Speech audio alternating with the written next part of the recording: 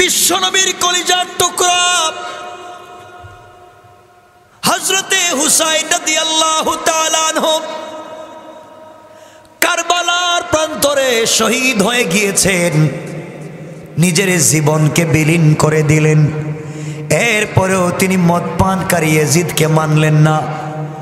ইয়াজিদকে তিনি মানলেন না। তিনি বললেন, যেই চেয়ারে বিশ্বনবী বসেছেন, যেই চেয়ারে আমার নানা বসেছেন, যেই চেয়ারে আমার বাবা বসেছেন, যেই চেয়ারে আবু বকর ওমর বসেছেন, এই চেয়ারে, এই যে চেয়ার থেকে বসে দ্বীনের কথা বলা হয়, এই চেয়ারে অবশ্যই কোনো মদ পানকারীকে বসানো যায় না।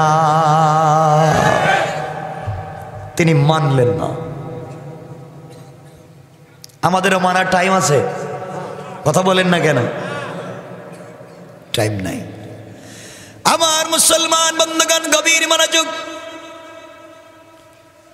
আজকে এই সমাজের ভিতরে যদি দ্বীন জিন্দা হয়ে যায়, নারীরা তাদের স্বাধীনতা পাবে, যুবকেরা কর্মসংস্থান পাবে, এই পৃথিবীর সকল ধর্মের মানুষ শান্তিতে বসবাস করতে পারবে। কারণ সকল ধর্মের মানুষকে শান্তিতে বসবাস করবার অধিকার দিয়েছে একমাত্র ইসলাম। কে দিয়েছে? ইসলাম। আমার যুবক বন্ধুগণ, নামাজে আসো, গুনাহ করে ফেলেছো, অন্যায় করে ফেলেছো, ভয় পেয়ে মসজিদ থেকে বের হয়ে যাইও না। আল্লাহ বলেছেন, গোলাম রে, তুই যদি আটলান্টিক মহাসাগর পরিমাণ গুনাহ নিয়ে আমি আল্লাহর দরবারে হাজির হস, আমি আল্লাহ কথা দিলাম রে গোলাম, কথা দিলাম, আমি আল্লাহর কাছে তওবা করতে দেরি হবে, আমি আল্লাহ তোর জন্যে আসমান জমিন পর্যন্ত রহমত নিয়ে হাজির হতে দেরি হবে না। নবীজির লাশ দাফন করা হলো না, আগে ইসলামী রাষ্ট্রের খলিফা নিয়োগ করা লাগবে, এরপরে বিশ্বনবীর জানাজা হবে, রাসূল পাকের রওজা শরীফে শোয়া দেওয়া হবে। কারণ নবীজির জানাজার কোনো ইমামতি হয় নাই, নবীজির জানাজার ইমামতি হয় নাই।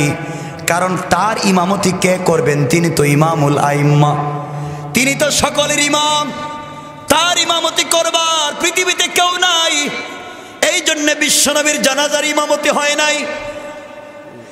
যার যার মতো করে নামাজ পড়েছেন, 2 দিন 3 দিন পর্যন্ত বিশ্বনবীর লাশ মোবারক রেখে দেওয়া হলো, দাফন করা হলো না। এর একটাই কারণ, আগে রাষ্ট্রের খলিফা নির্ধারণ করা লাগবে, ইসলামিক রাষ্ট্রের খলিফা নির্ধারণ করা লাগবে। এই জন্যে আজকে আমাদের আন্দোলন হবে, আমাদের সংগ্রাম হবে, আমাদের যুদ্ধ হবে। মসজিদের ভিতরে কোরআন প্রতিষ্ঠা করা নয়, আমাদের আন্দোলন মসজিদ থেকে সংসদ পর্যন্ত কোরআন পৌঁছে দেওয়া। আমার মুসলমান বন্ধুগণ, মনোযোগ দিয়ে কথাগুলো শুনবেন। কেউ কেউ ডাক দিয়া বললেন, আমার দিকে তাকান, কেউ কেউ ডাক দিয়া বললেন, আনসারদের মধ্যে খলিফা নির্ধারণ করা লাগবে, কারণ মুহাজিরদেরকে আনসাররাই সাহায্য করেছে। নবীজির ইন্তেকালের পরে আনসারদের মধ্য থেকে খলিফা নির্ধারণ করা লাগবে। কেউ কেউ বলছেন মুহাজিরদের মধ্যে লাগবে। মনোযোগ দিয়ে শুনেন কি বোঝাতে চাই। আনসার সাহাবীদের মধ্যে একজন দাঁড়িয়ে গেলেন, মুহাজিরদের মধ্যে একজন দাঁড়িয়ে গেলেন। একজন দাঁড়িয়ে বললেন খলিফা হবেন 2 জন, একজন আনসারের একজন মুহাজির। একটা রাষ্ট্রের প্রেসিডেন্ট কয়জন লাগে? এখন হইতেছে কয়জন? সাহাবায়ে কেরাম 2 গ্রুপ হয়ে গেলেন। এক গ্রুপ আনসারের পক্ষে, আরেক গ্রুপ মুহাজিরের পক্ষে। সবার মধ্যখানে দাঁড়ায়া গেলেন হযরতে আবু বকর। তিনি ডেকে ডেকে বলেন, সাহাবীরা শোনো, বিশ্বনবী এখন পর্যন্ত রয়েছেন মাটির উপরে, আমরা শোয়া দেই নাই, এখন মারামারি করলে চলবে না। নবীজি বলেছেন, আল আইম্মাতু মিন কুরাইশিন, সহিহ হাদিস। নেতা যদি নির্বাচন করতে হয়, খলিফা যদি বানাতে হয়, কুরাইশদের মধ্য থেকে বানাতে হবে। এই কথা শুনবার পরে 1 মিনিট দাঁড়াইয়া বক্তৃতা করলেন। 1 মিনিটের বক্তৃতার সাথে সাথে সকল সাহাবীরা বসে গেলেন সুবহানাল্লাহ। কারণ তাদের মধ্যে মানার একটা স্পিরিট ছিল। সাহাবায়ে কেরামের মধ্যে কিছু লোক দাঁড়িয়ে বললেন, নবীজি যখন বলেছেন আমার পরে যদি আল্লাহ কাউকে নবী বানাতো, হযরতে ওমরকে নবী বানাইয়া দিত। সাহাবায়ে কেরামের মধ্যে কিছু দাঁড়াইয়া বললেন, আমরা ওমরকে খলিফা চাই। এক একজনের নাম বললেন। ওমরের পিছনে কিছু লোক দাঁড়াইয়া গেলেন। হযরত ওমরের পিছনে কিছু সাহাবী নওজওয়ান দাঁড়াইয়া বললেন, আমরা ওমরকে খলিফা চাই। বিশ্ব নবীর ইন্তেকালের পরে সাহাবায়ে কেরাম দাঁড়িয়ে বললেন, ওমরকে খলিফা চাই। কারণ সমাজে এখন ফিতনা, ওমর দাঁড়াইয়া গেলে শয়তান রাস্তা দিয়ে আসে না। হযরত ওমর দাঁড়িয়ে ডেকে বললেন, সাহাবীরা শোনো, এই মজলিসের ভিতরে হযরত আবু বকর কোথায়? কিছু লোক দাঁড় করায়া আবু বকরকে দাঁড় করায়া দিয়েছেন। হযরত আবু বকর চোখের পানি ছেড়ে ছেড়ে কাঁদতেছেন। আস্তে আস্তে করে হযরতে ওমরে ফারুক রাদিয়াল্লাহু তাআলা আনহু আবু বকরের সামনে গিয়ে ডেকে বললেন, ভাই আবু বকর, কিছু লোক তো আমাকে খলিফা বানাতে চায়, তাদের নেতা তো আমি, আর দেরি করা যাবে না, তুমি হাত লম্বা করে দাও। সর্বপ্রথম আমি তোমার হাতে বায়াত নিয়া এই মদিনার রাষ্ট্রের খলিফা আমি আবু বকরকে চাই। কেমন নেতা ছিলেন তারা! আমার নাম পাবলিক ঘোষণা করেছে, আমি না, আবু বকরকে চাই। কর্মীরা যখন দেখল তাদের নেতাই তো নাই, নেতা আরেকজনের হাতে বায়াত নিয়েছে, সকল সাহাবায়ে কেরাম মিলে বিনা বাক্যে আবু বকরকে মেনে নিলেন। আবু বকর রাষ্ট্র চালালেন, দীর্ঘদিন পর্যন্ত রাষ্ট্র চালালেন। কষ্ট হচ্ছে? আবু বকর এমন রাষ্ট্রের খলিফা হয়ে গেলেন, দীর্ঘদিন পর্যন্ত রাষ্ট্র চালালেন। একদিন হযরতে ওমরে ফারুক রাদিয়াল্লাহু তাআলা আনহু, তিনি হলেন প্রধান বিচারপতি, হযরতে আবু বকর হলেন রাষ্ট্রপতি, প্রেসিডেন্ট, খলিফা। সকল সাহাবীরা বসব, মদিনার মসজিদে উসমান বসব, আলী বসব। ইসলামী রাষ্ট্রে যদি ইসলাম পৌঁছে যায়, কালিমা পৌঁছে যায়, দ্বীন পৌঁছে যায়, সংসদ পর্যন্ত যদি কোরআন পৌঁছে যায়, মানুষ কেমন শান্তিতে থাকতে পারে আপনাদেরকে সে উদাহরণ দিতে চাই। আমার বন্ধুগণ, হযরত আবু বকর খলিফা হয়ে গেলেন, আমার প্রধান বিচারপতি হয়ে গেলেন, চিফ জাস্টিস। হযরত আবু বকর একদিন বসা, ওমর, আলী বসা, ওসমান এসে বললেন, খলিফাতুল মুসলিমিন, আমিরুল মুমিনিন হযরত আবু বকর, আপনি মুসলিম রাষ্ট্রের খলিফা। আমার জানা মতে আপনি বলেন তো, এই রাষ্ট্রের ভিতরে কোন নাগরিক যদি না খেয়ে মারা যায়, কিয়ামতের দিনে কি আল্লাহর কাঠগড়ায় আপনাকে জবাবদিহি করা লাগবে? আবু বকর চোখের পানি ছেড়ে দিয়ে ডাক দিয়ে বললেন, ভাই ওসমান রে, ইসলামের রাষ্ট্রে একটা কুকুর যদি না খেয়ে মারা যায়, কিয়ামতের দিনে কুকুরের কারণে আল্লাহর কাঠগড়ায় জবাব দেওয়া লাগবে। কোন সুবহানাল্লাহ! কেমন ইসলাম রাষ্ট্রে থাকলে কি হয়? হযরত ওসমান বললেন, ভাই আবু বকর, আমি খবর নিয়ে দেখেছি আপনার মদিনা রাষ্ট্রে একজন বিধবা বৃদ্ধা মহিলা আছে, যার ছেলে নাই, যার মেয়ে নাই, যার কোনো সন্তান নাই। এই মহিলা চোখে দেখেন না, অন্ধ। তার ঘরের ভিতরে কে খাবার পৌঁছে দিবে? আপনার রাষ্ট্রের একজন বিধবা মহিলা, তার খাবার কে পৌঁছে দিবে? তার খিদমত কে করবে? আপনার রাষ্ট্রে যদি একজন বৃদ্ধা মহিলা না খেয়ে মারা যায়, তার খিদমতের জন্য কোনো লোক যদি না পাওয়া যায়, কিয়ামতের দিনে বিশ্বনবীর সামনে আপনি কেমনে দাঁড়াবেন? এই কথাগুলো শুনবার পরে আবু বকর সিদ্দিক বললেন, ভাই শোনো, আমি রাষ্ট্রের খলিফা, আমি যখন খবর পেয়েছি অবশ্যই মুসলিম রাষ্ট্রের বাইতুল মাল থেকে এই বৃদ্ধা মহিলার খাবারের ব্যবস্থা করে দেব, 3 বেলা সে খেতে পারবে, আমি ব্যবস্থা করে দেব, আমি নিজে ব্যবস্থা করে দেব। আমার মুসলমান বন্ধুগণ, হযরতে আবু বকর বললেন, সাহাবীরা তোমরা শোনো, এই মহিলার জন্য আমি খাবারের ব্যবস্থা করে দিব। হযরত ওসমান বললেন, খাবার তো ব্যবস্থা হবে ঠিকই, কিন্তু মহিলা চোখে দেখেন না, তার রান্না কে করে দিবে? ঘর মুছে কে দিবে? খাবার রান্না করে দিবে কে? হযরতে আবু বকর বললেন, আমি তো রাষ্ট্রের পক্ষ থেকে কোনো খাদেম দিতে পারবো না। খাদেম আমি কেমনে দেব? এত টাকা পয়সা খাদেম কে হবে? ইসলামিক রাষ্ট্রে খাদেম দিয়ে তো আরেকজনের ঘরে পাঠাতে পারবো না। এমন সময় মুসলিম রাষ্ট্রের প্রধান বিচারপতি হযরতে উমর ফারুক রাদিয়াল্লাহু তাআলা আনহু দাঁড়ায়া গেলেন, আর ডেকে ডেকে বললেন, খলিফাতুল মুসলিমিন, আমিরুল মুমিনিন হযরতে আবু বকর, আমি কথা দিলাম আপনি এই মহিলার জন্য কোনো খাদেম কর্মচারী পান না, এই মুহূর্তে আপনি আমাকে খাদেম বানাইয়া দিতে পারে। একদম প্রধান বিচারপতি, চিফ জাস্টিস, তিনি বলছেন আমাকে বৃদ্ধা মহিলার কর্মচারী বানাইয়া দেন। হযরতে আবু বকর বললেন, ভাই আমার, তুমি মুসলিম রাষ্ট্রের প্রধান বিচারপতি, সরকারি অনেক দায়িত্ব আছে, টাইম টু টাইম অফিস করা লাগবে, এর ভিতরে দিয়ে তুমি কেমনে মহিলার খিদমাত করবে? হযরত ওমর ডেকে বললেন, অফিসে যাওয়ার আগে, অফিস থেকে ফেরার পথে ওই মহিলার খিদমাত করব, ঘর ঝাড়ু দিয়ে দেব, কাপড়গুলো ধুয়ে দিব, রান্না করে দিব। চিন্তা করেন, একটা রাষ্ট্রের প্রধান বিচারপতি, তিনি এই রাষ্ট্রের সাধারণ একজন বিধবা মহিলার ঘরের কর্মচারী হতে চান।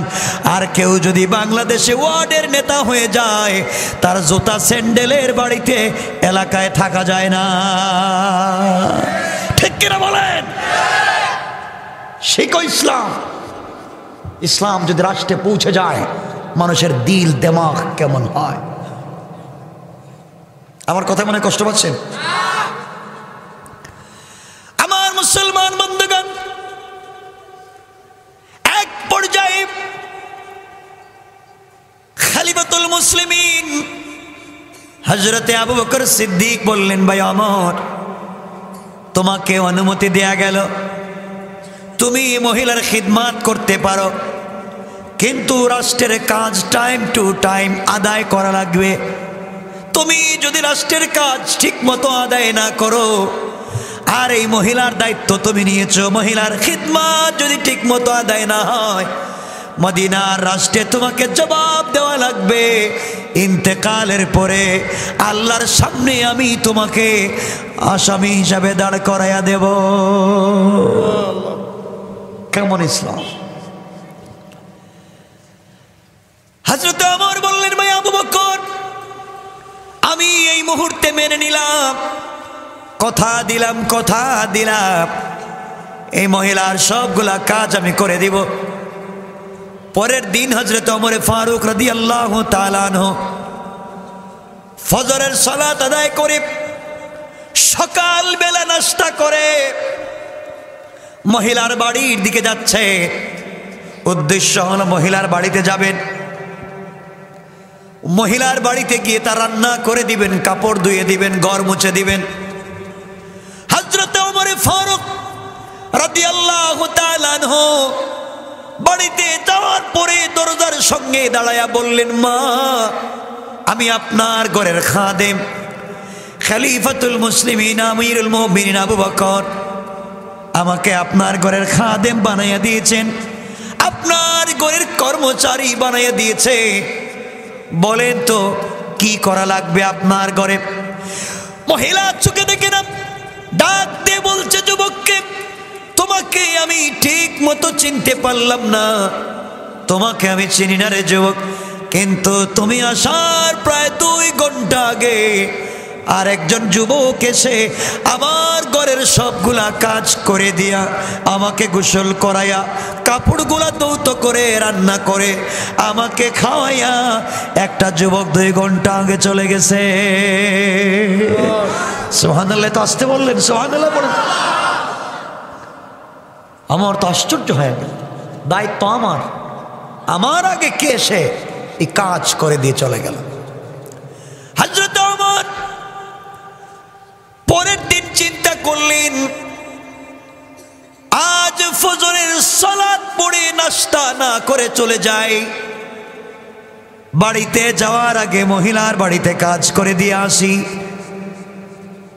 একজন রাষ্ট্রের প্রধান বিচারপতি 2 নম্বর দিন সকাল বেলা যখন মহিলার ঘরের দরজা হাজির হয়ে গেলেন, সালাম দিয়ে ডাক দিয়ে বললেন, আম্মা জান, আমি এই রাষ্ট্রে আপনার খাদেম, বলেন আজকে আপনার কি কি কাজ করে দেওয়া লাগবে। ঘরের ভিতর থেকে মহিলা জবাব দিচ্ছে, যুবককে তোমাকে আজকে আমি চিনতে পারলাম না। যুবক রে, তুমি আসার প্রায় 1 ঘন্টা আগে আর একজন যুবক এসে সবগুলা কাজ করে দিয়ে চলে গেছে। হযরত ওমর বলেন, দ্বিতীয় দিন আমি ফেল। লোকটা কে? হযরত ওমর চিন্তা করলেন, তাহলে আমি তো বিপদে পড়ে যাচ্ছি, কিয়ামতের দিন আল্লাহর কাঠগড়ায় জবাব দেওয়া লাগবে, আবু বকরের সামনে জবাব দেওয়া লাগবে। 3 নম্বর দিন ফজরের সালাতের আগে চিন্তা করলেন, খিদমত করে এসে নামাজ পড়ব। মুসলমান, চিন্তা করো, একটা এলাকার একজন বিধবা মহিলার ঘরে কাজ করার জন্য প্রধান বিচারপতির কত পেরেশানি। ফজরের সালাতের আগে বের হয়ে গেলেন, নামাজের আগে মহিলার বাড়িতে পৌঁছে গেলেন, আর ডাক দিয়া বললেন, আম্মা জান, আমি তো ভোরবেলা এসেছি ফজরের আগে। বলেন, আপনি বলেন আপনার ঘরে কি আছে এমন কাজ যা আমাকে করতে হবে? দেন আপনার কাপড়গুলো আমি ধুয়ে দেই, রান্না বান্না আমি করে দেই, যা যা করা লাগে আমাকে দেন। মহিলা ডেকে ডেকে বলছেন, যুবক তুমি 3 দিন এসেছো, আজ পর্যন্ত তোমার পরিচয় জানি না। যুবক তুমি শুনে রাখো, তুমি আজকে আসার প্রায় আধা ঘন্টা 30 মিনিট আগে আর একটা যুবক এসে সবগুলা কাজ করে দিয়ে চলে গেছে। আল্লাহু আকবার। রাষ্ট্র ইসলাম থাকলে যা হয়। ওমর কি ঠান্ডা মানুষ না গরম? সবাই বলেন না। ওমর তো এত গরম যে রাস্তা দিয়ে ওমর হেঁটে যায়, এই রাস্তা দিয়ে শয়তানও যায় না, ঠিক না? শয়তানও যায় না। এজন্য আল্লাহকে বলবো, আল্লাহ তুমি বলেছ নবীজির পরে নবীজি দিবানা, কিন্তু অমর দিবানা এই কথা বলো নাই। এই বাংলাদেশের জন্য তোমার কাছে আমরা একজন অমর চাই, ঠিক কিনা বলেন? এই কথা আমার আল্লাহ আমার তেলাওয়াতকৃত আলোচ্য আয়াতে বলছেন। আমার মুসলমান বন্ধুগণ, মজলুমেরা যখন আল্লাহর কাছে বলেছে, আল্লাযীনা ইয়াকুলুনা রাব্বানা আখরিজনা মিন হাযিহিল কারইয়াতিজ যালিমি আহলুহা। আয় আল্লাহ, তুমি জালেমের রাষ্ট্র থেকে আমাদেরকে বের করে দাও, যেখানে শান্তিতে কথা বলা যায় না। আর যদি এই দেশের ভিতরে আমাদেরকে রাখতে হয়, তোমার কাছে 2 জিনিস চাইলাম। 1 নম্বর তোমার কাছে চাইলাম, ওয়াজআল লানা মিন লাদুনকা ওয়ালিয়া। আল্লাহ, তোমার কাছে একজন নেতা চাই, তোমার কাছে একজন লিডার চাই, যে লিডার রাস্তায় বের হয়ে তাকবীর দিয়ে মাথায় পাগড়ি বেঁধে রাস্তায় নেমে যাবে, খাল খালিদ ইবনুল ওয়ালিদের মতো গর্জন দিবে, আমরা কথা দিলাম তোমার দিন জিন্দা না করে ঘরে ফিরে যাব না। আমার বন্ধুগণ, হযরতে আমার তো আশ্চর্য হয়ে গেলেন, 3 দিন হয়ে গেল খিদমাত করার সুযোগ পেলাম না। হযরতে আমার 4th দিন চিন্তা করেন আজকে ফজরের সালাত তো পড়বই না, পরে পড়ব, তাহাজ্জুদের সালাত তো পড়ব না, তাহাজ্জুদের আগে আমি চলে যাই। হযরত আমার চলে গেলেন তাহাজ্জুদের সালাতের আগে, মহিলার খিদমত করবার জন্য পরিশান বাড়িতে পৌঁছে গেলেন, দরজার সঙ্গে পিঠ লাগাইয়া দাঁড়াইয়া গেলেন। এমন সময় হযরত আমর শুনেন ঘরের ভিতরে কে যেন আস্তে আস্তে একটা যুবকের কণ্ঠের আওয়াজ শোনা যায়। আমর বললেন আজকে ধরতে পেরেছি, আজ ধরতে পেরেছি। আমাকে 3 দিন কষ্ট দিয়েছে, আজকে 4th দিন আমার কাজগুলা করে দিয়ে চলে যায়। তরবারি খুলেছেন, তরবারি কুশমুক্ত করেছেন, আর বলেছেন যুবক ঘর থেকে বের হলেই তার শরীর থেকে মাথাটা আলাদা করে দেব। একটু দূরে দাঁড়িয়ে গেলেন, তরবারি খুললেন। কিছুক্ষণ পরে অন্ধকার রাত, একটা যুবক এই মহিলার ঘর থেকে বের হয়ে আস্তে আস্তে চলে যায়। হযরত ওমর দাঁড়ায়া বললেন যুবককে, কে তুমি? হঠাৎ করে মহিলার ঘর থেকে বের হয়ে চলে যাও। গভীর রাত্রে মুসলিম রাষ্ট্রে একজন বিধবার ঘরে প্রবেশ করবার অধিকার তোমাকে কে দিয়েছে? আমি রাষ্ট্রের প্রধান বিচারপতি, তুমি দাঁড়িয়ে যাও, নচেত তোমাকে আমি হত্যা করে ফেলব। যুবক দাঁড়িয়ে গেলেন। হযরত ওমর আস্তে আস্তে করে হাঁটা শুরু করলেন, যুবকের সামনে গেলেন, তরবারি খুললেন আঘাত করবার জন্যে। সামনে গিয়ে যুবকের চোখে চোখে যখন চোখ পড়ে গেল, তাকায়া নিজেকে সামলিয়ে রাখতে পারলেন না, তরবারি ফেলে দিলেন, চোখের পানি ছেড়ে দিলেন, হাত পা কাঁপতে শুরু করেছে। তাকায়া দেখেন ওই যুবক আর কেউ না, ইনি হলেন ইসলামিক রাষ্ট্রের খলিফা হযরতে আবু বকর। আল্লাহু আকবার। হযরত ওমর হাউমাউ করে কান্না শুরু করে দিলেন, আর ডেকে বললেন, ভাই আবু বকর, তুমি না এই রাষ্ট্রের প্রেসিডেন্ট, তুমি আমাকে দায়িত্ব দিয়েছ বিধবার ঘরে কাজ করে দেওয়ার জন্যে। তুমি যখন আমাকে দায়িত্ব দিয়েছ, 60,000 মুসলমান সাগরের মধ্যে গোড়া ছেড়ে দিলেন, আল্লাহর উপর ঈমান আনলেন, 2 রাকাত সালাতুল হাজত পড়লেন, গোড়া ছেড়ে দিলেন। সাগরের উপরে 60,000 মুসলমান সাগরের পানির উপরে গোড়া দৌড়াইয়া ওপারে পৌঁছে গেলেন। একটা গোড়ার পায়ে পানি লাগে না। কেমনে বোঝায়? আমার বন্ধুগুলো পরে যাওয়ার পরে শোনো কেমনে আল্লাহর সাহায্য আসে। অপারে পৌঁছে যাওয়ার পরে আফ্রিকা মহাদেশে পৌঁছে গেলেন। কাফেররা দেখতে লাগলো এরা খারারে, নৌকা ছাড়া জাহাজ ছাড়া সবগুলা নদী পার হয়ে চলে এসেছে, এদের সঙ্গে যুদ্ধ করে তো পারা যাবে না।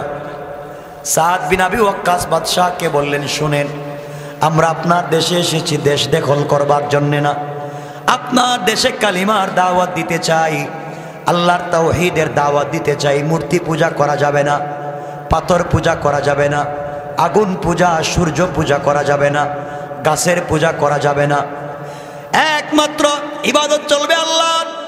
কথা বলবার পরে আফ্রিকার মানুষগুলা বিরুদ্ধে চলে গেল, কেউ কথা শুনতে চায় না, জায়গা দিতে চায় না।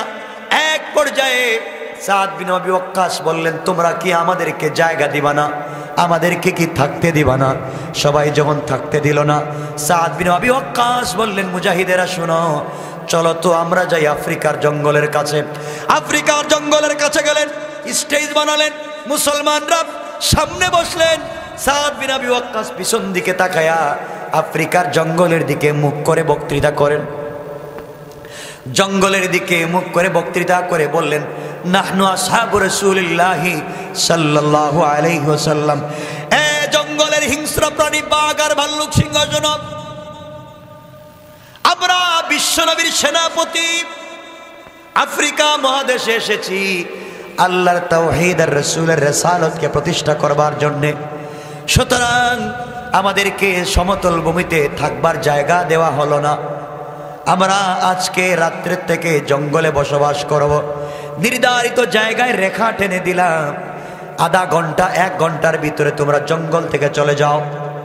সাদ বিন আবি ওয়াক্কাস হিংস্র প্রাণী বাঘ ভাল্লুক সিংহ অজগর সাপ এদেরকে বলছেন তোমরা জঙ্গল ছেড়ে চলে যাও।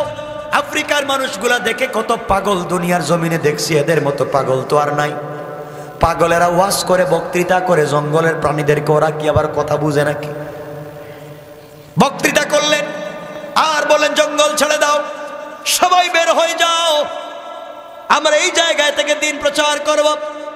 আর যদি 1 ঘন্টার ভিতরে জঙ্গল ছেড়ে না যাও, তরবারি দিয়ে ফয়সলা হবে, তরবারি দিয়ে আঘাত করব।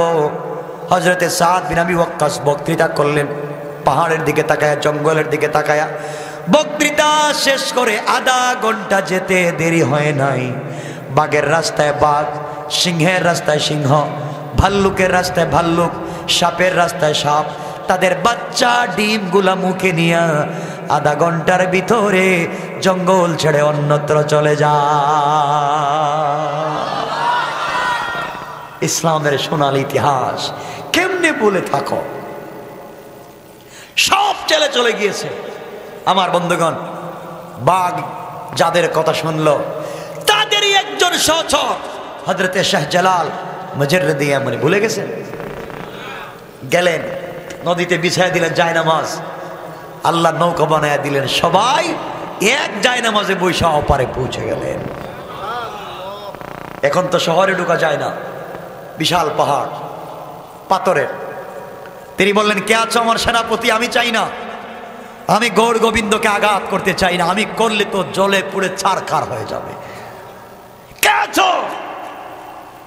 আজকে আজান দিবা, আজান। আর একটা ছোট্ট কাঠি, মেসের কাঠির মতো একটা কাঠি কার কাছে আছে? নাসিরউদ্দিন দাঁড়িয়ে গেলেন, সিপাহ সালার নাসিরউদ্দিন, যুবক ছেলে। তিনি বললেন, শোনো, যার জিন্দেগিতে আসরের সুন্নত কাজা হয় নাই, যার জীবনের তাহাজ্জুদ ছুটে যায় নাই, এমন একজন যুবক দাঁড়াও। দাঁড়িয়ে গেছে একটা যুবক, তার নাম মীর নাসির। দাঁড়িয়ে বলছেন, শাহজালাল, আমার জানামতে কোনোদিন আসরের সুন্নত ছুটে যায় নাই, আমার জানামতে তাহাজ্জুদ ছুটে যায় নাই। আরে বলছি এক যুবকের কথা। তিনি বলছেন, তুমি আজান দাও। মীর নাসির আজান টান দিলেন, হাইয়া আলাস সালাহ আর হাইয়া আলাল ফালাহ বলতে দেরি হয়েছে, ঠাস ঠাস করে গৌর গোবিন্দের প্রাসাদ ভেঙে চুরে চুরমার হয়ে গেছে। আল্লাহু আকবার বলেন। কেমনে বুঝাই? যুদ্ধ করতে হয় নাই, মারামারি করতে হয় নাই, ভেঙে চুরে চুরমার। তাদের ভিতরে ছিল ঈমান, তাদের ভিতরে ছিল দ্বীন। আজকে স্পিরিট আর ঈমান আমাদের ভিতরে নাই। কথা বলেন, এমন ঈমানের দরকার আছে না নাই? আচ্ছা, বলতেছিলাম এই জন্য আল্লাহর গোলামের 3 নাম্বার গুণ, রুকু সেজদা কার পায়ে চলবে? কোনো মাজারে দেওয়া যাবে না, কোনো পীরকে সেজদা করা যাবে? বিশ্বাস হয়? কয়টা বলছি? 1 নাম্বার অহংকার করা, 2 নাম্বার গালি দেওয়া, 3 নাম্বার রুকু সেজদা কার পায়ে? কোরআন থেকে বলছি ভাই। 4 নাম্বার গুণ আমার আল্লাহ বলছেন, ওয়াল্লাযীনা ইয়াকুলুনা রাব্বানা সরিফ আন্না আযাব জাহান্নাম ইন্না আযাবাহা কানা গরামা। আল্লাহু আকবার। আল্লাহ বলছেন, আমি আল্লাহর গোলামের 4 নাম্বার গুণ হলো, আমার গোলামের সাকারাত শুরু হয়ে যাওয়ার আগে গারগারা শুরু হয়ে যাওয়ার আগে, কবরে চলে যাওয়ার আগে, মালাকুল মউত আজরাইল চলে আসার আগে আমার গোলাম গোটা জিন্দেগির গুনার জন্যে আমি আল্লাহর দরবারে হাত উঠে যদি তওবা করে, গোলাম কথা দিলাম তওবা করতে দেরি হবে, আমি আল্লাহ মাফ করে দিতে দেরি হবে না। কোন সুবহানাল্লাহ। কষ্ট হচ্ছে আপনাদের? আমি আর লম্বা করতেছি না, মোটামুটি 1.5 ঘন্টা হয়ে যাচ্ছে, লম্বা করব না। 1 নাম্বার গুণ অহংকার করা, সবাই বলেন না। অহংকার করা যাবে? 2 নাম্বার গালি দেওয়া যাবে? 3 নাম্বার রুকু সিজদা কার পায়ে? 4 নাম্বার তওবা করব কার কাছে? এই 4টা কথা কোরআনে কারীম 19 নম্বর পারা 25 নম্বর সূরা আল ফুরকান আয়াত নম্বর 63, 64, 65 মনে থাকবে। এটা হচ্ছে আমার আলোচ্য আয়াত।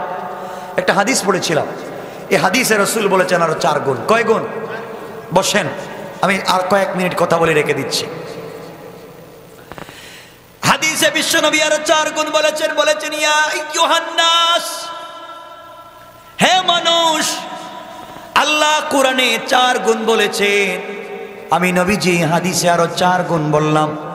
এই 8টা গুণ যদি অর্জন করতে পারো, ইন্তেকাল করতে দেরি হবে, আল্লাহর হাত ধরে জান্নাতে যেতে দেরি হবে না। কোন সুবহানাল্লাহ। 1 নম্বর হাদিসের গুণ হলো আফশুস সালাম। 1 নম্বর গুণ, আপসের মধ্যে সালাম বিনিময় করো। একজন আর একজনকে পাইলে সালাম দাও। কি দাও? শান্তির বাণী, শান্তি শোনায়া দাও। আপনারা সালাম দেননি? সত্য কথা কন, আপনারা সালাম দেন। আসসালামু আলাইকুম, আসসালামু আলাইকুম, ঠিক না? এভাবে সালাম দেয় নেতারা, দেখবেন সালাম করে আসসালামু আলাইকুম, উল্টে সালাম দেয়। এভাবে কি যে আরম্ভ হয়েছে, হাত উঠে সালাম দেয়। সালামে হাত উঠাইবেন কেন? সালাম বলবেন আসসালামু আলাইকুম ওয়া রাহমাতুল্লাহ, ঠিক না? যুবক আছে অনেকে মা বাপকে সালাম দেয় না, মা বাপকে সালাম দেয় না, কিন্তু শ্বশুর বাড়ি গিয়ে শাশুড়ির কে আসসালামু আলাইকুম, কেমন আছেন আম্মা জান? শাশুড়ি বলে আব্বা কেমন আছেন? আপনি আঙ্গুর খাইবেন না আপেল খাইবেন? কথা কোন ঠিক না? নিজের মাকে সালাম দিতে পারে না, নিজের বাপকে সালাম দিতে পারে না, শ্বশুর শাশুড়ি তার সব। কথা বলেন আছে না নাই? আমার কথা কষ্ট হচ্ছে না আপনারা? আর জীবনে দাওয়াত দিয়ে না, আর জীবনে দাওয়াত দিয়ে না, শুনেন। তাহলে হাদিসের 1 নম্বর গুণ সালাম। 1 নম্বর। 2 নম্বর নবীজি বলেছেন ওয়া তুইমুত তুআম, যার ঘরে খাবার নাই তার ঘরে খাবার দাও। আর যার ঘরে খাবার নাই তার ঘরে আমরা খাবার দিতে পারি না, যার ঘরে খাবার আছে তার ঘরে আমরা খাবার দেই। একজন লোক মারা গেছে, মান্নত করছে, গরু একটা জবাই করছে, বিরিয়ানি করে এলাকার সবাইকে খাওয়ায়। ঘরের ভিতরে যারা খায় তারা চেয়ারম্যান, মেম্বার, এলাকার লিডার, এদের ঘরের ভিতরে খায়, আর গরিব লোকগুলা রাস্তায় মাইর করে মরে। ঠিক কিনা বলেন? ধনী যারা এরা ঘরে খায়, গরিবেরা খাবার পায় না। মান্নত খাওয়াচ্ছেন ধনীদেরকে না? আরে শোনেন, একবার গরু জবাই করার কথা ছিল, করতে পারলেন না। চেয়ারম্যান আসছে, মেম্বার আসছে, এমপি সাহেব আসছে, বললেন মা মারা গেছিল, গরু জবাই করে আপনাদের খানোর কথা ছিল, সময় পাই নাই, আপনারা 500 টাকা করে নেন, দোকানে গিয়ে হোটেলে গিয়ে খাইয়েন। কেউ কি 500 টাকা নিব? এমপি সাহেব 500 টাকা দিলে নিব? মাইরও দিতে পারে। কেন? খাইতে পারেন তো টাকা নিতে পারেন না কেন? খাইতে পারেন, টাকা নিতে পারেন না কেন? সব হারাম। গরিবের হক গরিবকে দিবেন, পারবেন তো ইনশাআল্লাহ? 1 নম্বর নবীজি বলেছেন আফশুস সালাম, সালাম দাও। 2 নম্বর ওয়া তুইমুত তুআম। 3 নম্বর নবীজি বলেছেন ওয়াসিলুল আরহাম, আত্মীয়তার বন্ধনকে ঠিক রাখো। আজকালকে আত্মীয়তার বন্ধন আসেনি, নাই। বিয়ের আগে দেখবেন অনেক ছেলে আছে বিদেশে থাকে, ঢাকা শহরে থাকে, চট্টগ্রামে থাকে, এলাকার অনেক ছেলে আছে, মায়ের খবর নেই, বাবার খবর নেই, বাবা কেমন আছেন, মা আপনি কেমন আছেন, সবার খবর নেই, ভাই বোনের খবর নেই। কিন্তু এই যুবক ছেলেটা যেই দিন বিয়ে করে, বিয়ের পরের দিন থেকে তার লাইফে তার বউ, তার শালি, তার শালা, তার শ্বশুর শাশুড়ি ছাড়া তার চৌকে আর কিছুই দেখে না। আছে না নাই? বিয়ের পরে এখন মা বাপরে দেখতে পারে না, জীবনে বহুত খাওয়াইছি, টাকা পয়সা শ্বশুর বাড়ি পাঠায় দেয়। আছে না? আর এমন একটা মেয়েরে বিয়া করে আনছে, ভাবি বিয়া করে আনছে, বিয়া করার পরে বউ যে বিয়ে করছে হ্যাঁ গেছে বিদেশে, ঢাকা শহরে তোমার চিটোয়াঙ্গে ইনকাম করে টাকা, আর বউ জায়গা মসজিদের বড় হুজুরের কাছে। আর কেন যায় শুনেন না, গিয়া বলে হুজুর আমার একটা গরম তাবিজ দেন, গরম তাবিজ। বলে কেন? আমার স্বামী যা টাকা পয়সা ইনকাম করে সব যেন আমারে দেয়, সব আমারে দাও, ওর মা বাপরে যেন না দে, ওর বাড়িতে যেন টাকা না পাঠায়, যা আছে খালি আমারে দেও, এমন একটা গরম তাবিজ দেন। এটা একবারে মিথ্যা কথা কইছি না সত্য? ইমাম সাহেব গরম তাবিজ, তাহলে 1000 টাকা বেশি দেয়া লাগবে। 1000 বেশি দিলাম, গরম দেন না। দিতেছি। কেমন গরম? দিলে কাজ হয়ে যাব। কেমন গরম? 2টা তাবিজ বালিশের ভিতরে, 2টা কম্বলের ভিতরে, 2টা পালঙ্কের নিচে, 2টা চুলার মধ্যে লাগাইয়া জ্বালাইবেন তো এর কলিজার ভিতরে জ্বলবো। আর 2টা তাবিজ ভিজাইয়া পানি খাওয়াইবেন। মিথ্যা বলতেছি? আর আরো 2টা তাবিজ দিবেন, যে তাবিজ লেখছে তার কপালে ঠাডা পড়বার জন্য। তোর তাবিজ লিখতে কইছে কেডা? কথা কন না কেন? তোর তাবিজ লিখতে কইছে কে? আজকে এমন তাবিজ দে বাবা ছেলে ঝগড়া লাগিয়ে যায়, পরিবারে ভাই ভাই মিল নাই তাবিজ দিয়া। আছে না নাই? আরেক বেচারা তার মেয়েরে বিয়া দিতে চায় না, মাও রাজি না, বাবাও রাজি না, মেয়েও রাজি না। যুবক গেছে গে ইমাম সাহেবের কাছে, 500 টাকা বেশি, 5000 টাকা বেশি দিব, এই যে আমার গার্লফ্রেন্ড বিয়েতে রাজি না, একটা তাবিজ দিন ওর মা শুদ্ধ যেন চললে। মিথ্যা বলতেছি? কেন করেন এগুলা? এগুলা হারাম কাজ না হালাল? হারাম। এগুলো করবেন না। আপনারা কষ্ট পাচ্ছেন মনে হয়? 12টা হয়ে যাচ্ছে, আমিও রেখা দিতেছি, আমি আর লম্বা করবো না। তাইলে আত্মীয়তার বন্ধন ঠিক রাখবেন। আত্মীয়তার বন্ধন কেমনে ঠিক রাখবেন? বাবা তার ছেলেকে সম্পত্তি দেয়, মেয়েকে দেয় না। আছে না এলাকায়? ছেলেকে দেয়, মেয়েরে দেয় না। অনেক ভাই আছেন বোনের সম্পত্তি দেয় না। আছে না নাই? কেন বোনের সম্পত্তি দেন না কেন? বোনের সম্পত্তি দেন না কেন? এলাকায় খবর নিয়ে দেখেন কত বোন সম্পত্তি পায় না, বাবার সম্পদ পায় না। তুমি যেমন বাবার ছেলে, সে তো তার বাবার মেয়ে, সম্পত্তি দেও না কেন? এজন্য সম্পত্তি বুঝাইয়া দিবেন হাজী সাহেব। এলে খবর, কবরে গেলে খবর আছে, পারবেন না ইনশাল্লাহ? আজকালকে ভাই আছে, বাবা আছে, বোনের সম্পদ দেয় না, মেয়ের সম্পদ দেয় না। এই বাপও জাহান্নামী, এই মাও জাহান্নামী, এই ভাইও জাহান্নামী। ঠিক কিনা বলেন? 3 নম্বর, আত্মীয়তার বন্ধন ঠিক রাখবেন। 4 নম্বর, নবীজি বলেছেন সাল্লু ফিল লাইলি ওয়ান নাসু নিয়াম। গোলাম রাত্র যখন গভীর হয়ে যায়, আকাশের ফেরেশতারা যখন নিস্তব্ধ হয়ে যায়, জমিনের পাখিগুলা বাসায় ঘুমিয়ে যায়, মা তার মেয়েকে জড়াইয়া ঘুমায়, বাবা তার ছেলেকে জড়াইয়া ঘুমায়, ভাই তার ভাইকে জড়াইয়া ঘুমায়, বোন তার বোনকে জড়াইয়া ঘুমায়, স্বামী তার স্ত্রীকে জড়াইয়া ঘুমায়, পাখিগুলা বাসায় ঘুমিয়ে যায়। গোটা দুনিয়া যখন পিনপতন নীরবতায় ছেয়ে যায়, গোলাম ঘুম থেকে উঠে তাহাজ্জুদের সিজদায় পড়ে আমি আল্লাহকে যদি ডাক দিতে পারিস গোলাম, আমি আল্লাহ কথা দিলাম, ফাদাখালাল জান্নাতা বিসালাম, ইন্তেকাল করতে দেরি হবে, আমার হাত ধরে ধরে দারুস সালাম নামক জান্নাতে যেতে দেরি হবে না। দারুস সালাম কোন জান্নাতের নাম? লম্বা ইতিহাস বলবো না। দারুস সালাম তো ওই জান্নাতের নাম যেই জান্নাতে জান্নাতীরা বসে থাকবে। ও যুবকেরা, ও মুরব্বী বাবারা, দারুস সালাম ওই জান্নাতের নাম যেই জান্নাতে আপনারা বসে থাকবেন চেয়ারে। প্লাস্টিকের চেয়ার না, কাঠের কোনো চেয়ার না, এটা হবে হীরা জবরদস্ত ইয়াকুত পাথর দিয়ে তৈরি করা। জমিন থেকে আকাশ পর্যন্ত উঁচা এক একটা চেয়ার, তুমি আমি বসে থাকবো, আর আমার আল্লাহ দাঁড়ায়া দাঁড়ায়া তার বসা জান্নাতি গোলামদেরকে সালাম দিবেন। কোন সুবহানাল্লাহ। কেমনে বুঝায় আমি? আল্লাহ কোরআনে কারিমে বলছেন তাহিয়াতুহুম ইয়াওমা ইয়ালকাউনাহু সালাম। গোলাম যখন তুই জান্নাতে আসবে তুই থাকবে বসা, আর আমি আল্লাহ রাব্বুল ইজ্জত ওয়াল জালাল দাঁড়ায়া দাঁড়ায়া তোমাকে সালাম করার ওয়াদা দিলাম। কোন সুবহানাল্লাহ। আল্লাহু আকবার। আমার মুসলমান বন্ধুগণ গভীর মনোযোগ।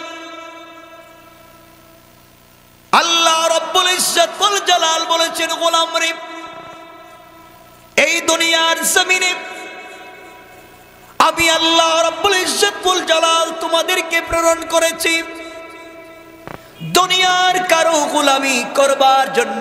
আমি আল্লাহ পাঠাই নাই।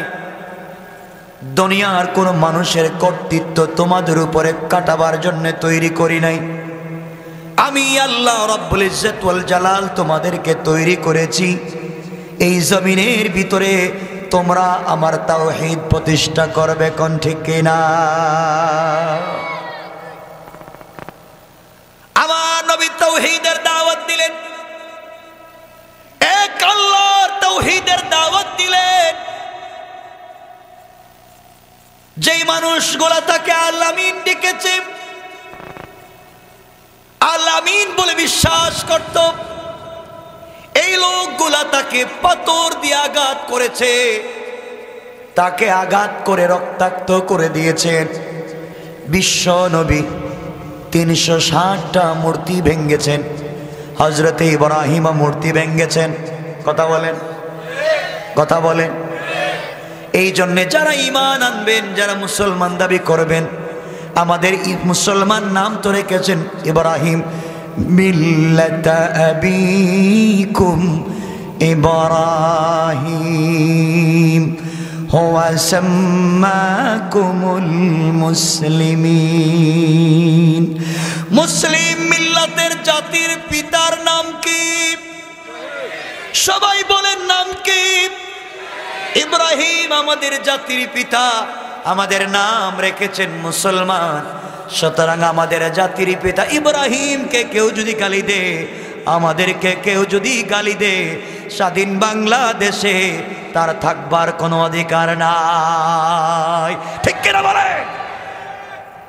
আমার বন্ধুগণ, যুগে যুগে নমরুদ ফেরাউন থাকবে, থাকবে। যুবক তোমাদেরকে বলছি, নামাজ পড়লে, ইসলামের পথে চললে তোমাদেরকে পাবলিক গালি দিবে।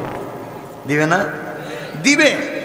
তুমি নামাজ পড়ো, 5 ওয়াক্ত টুপি মাথায় দাও, ইউনিভার্সিটিতে সময় হয়ে গেলে নামাজ পড়ো, টাকনুর উপরে প্যান্ট পরো, তোমাকে কিছু লোক গালি দিবে, কৌশল করে আবরারের মতো তোমাকে হত্যা করতে চাইবে। কিন্তু মনে রাখো, আল্লাহ বলছেন, আল্লাহু ওয়ালিয়ুল্লাযীনা আমানু মিনাজ যুলুমাতি ইলান নূর। তোমরা যদি আমি আল্লাহকে ওলি মানো, অভিভাবক মানো, আমি কথা দিলাম কোন শক্তি তোমাদেরকে পরাজিত করতে পারবে না। আমাদের অভিভাবককে পৃথিবীর তারা যে কোনো কৌশল করুক, তোমাদের কোনো ক্ষতি হবে না। এই জন্য আমার আল্লাহ বলছেন, ওয়া মাকারু ওয়া মাকারাল্লাহ ওয়াল্লাহু খায়রুল মাকিরিন। আল্লাহ রাব্বুল ইজ্জত ওয়াল জালাল বলেছেন, দুনিয়ার মানুষ দিনকে মুছে দিবার যত কৌশল করে, আমি আল্লাহর কৌশল তো আরো বড়। এরপরে আল্লাহ বললেন সূরা নিসার ৭৬ নম্বর আয়াতের শেষ শব্দে আল্লাহ বললেন, ইন্না কাইদাশ শাইতানি কানা দাঈফা। আল্লাহ রাব্বুল ইজ্জত ওয়াল জালাল বললেন, দুনিয়ার মানুষ যত কৌশল করুক না কেন, সবগুলা কৌশল আমি আল্লাহর কাছে বড়ই দুর্বল। কোন সুবহানাল্লাহ। কে বলেছেন? আমার বন্ধুগণ, মনে রাখবেন, একটা কথা বলি আপনাদেরকে, আজকে যারা ইসলামের বিরুদ্ধে কথা বলে কোরআন সুন্নাহর বিরুদ্ধে কথা বলে, এদের সুযোগ আছে তওবা করার। ঠিক বললাম না? আল্লাহ বলছেন তওবা করলে মাফ করে দিবেন, তওবা করলে। কিন্তু তওবা করারও শর্ত আছে। তওবা করতে হবে মায়ের খাওয়ার আগে। পাবলিক দইরা যদি মায়ের শুরু করে এরপরে যদি আপনি বলেন যে আমি তওবা করলাম, এই তওবা কাজ হবে না। ঠিক কিনা বলেন? একথা মনে করতেছেন আমি বানাইয়া বলতেছি? বানাইয়া বলছি। কোরআনে কারীমের সূরা আল মাইদা, সূরার নাম কি? সূরা আল মাইদা। আল্লাহ রাব্বুল ইজ্জত ওয়াল জালাল 34 নম্বর আয়াতে বলছেন, দেখেন আল্লাহ বলছেন ইল্লাল্লাযীনা তাবু মিন ক্বাবলি আন তাকদিরু আলাইহিম ফা'লামু আন্নাল্লাহা গফুরুর রহিম। আল্লাহ বলছেন ইল্লাল্লাযীনা তাবু, যদি তারা তওবা করে। কখন? মিন ক্বাবলি আন তাকদিরু আলাইহিম, মায়ের খাওয়ার আগে।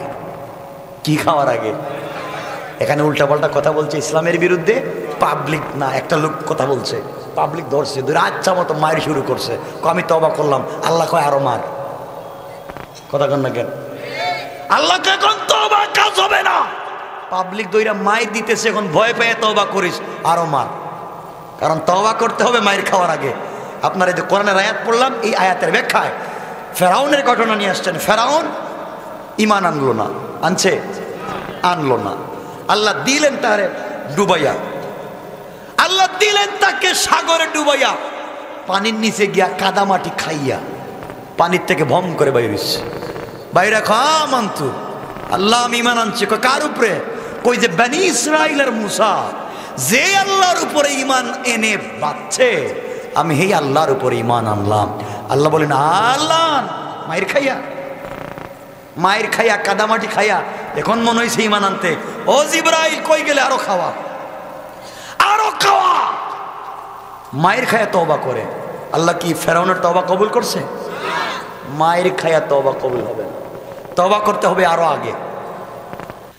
এই জন্য আল্লাহ রাব্বুল ইজ্জত ওয়াল জালাল বলছেন আমি পর্যন্ত পৌঁছার জন্য ওয়াবতাগু ইলাইহিল ওয়াসিলা, আমি আল্লাহকে পাওয়ার জন্য ওসিলা তালাশ করো। কি করো?